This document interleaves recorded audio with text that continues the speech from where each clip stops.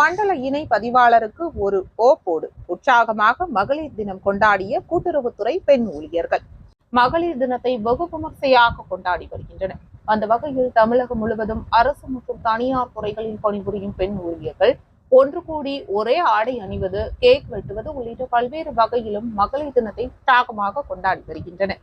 அந்த வகையில் திருவாரூர் மாவட்ட கூட்டுறவுத்துறை ஊழியர்கள் சார்பில் திருவாரூர் பழைய பேருந்து நிலையம் அருகில் உள்ள தனியார் கூட்ட அரங்கில் சர்வதேச மகளிர் தினம் திருவாரூர் மாவட்ட கூட்டுறவு சங்கங்களின் மண்டல இணை பதிவாளர் சித்ரா தலைமையில் கொண்டாடப்பட்டது.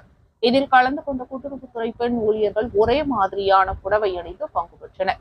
இந்த நிகழ்வின் தொடக்கத்தில் ஊழியர்கள் ஒவ்வொருவரும் தங்களை சுய அறிமுகம் செய்து கொண்டனர்.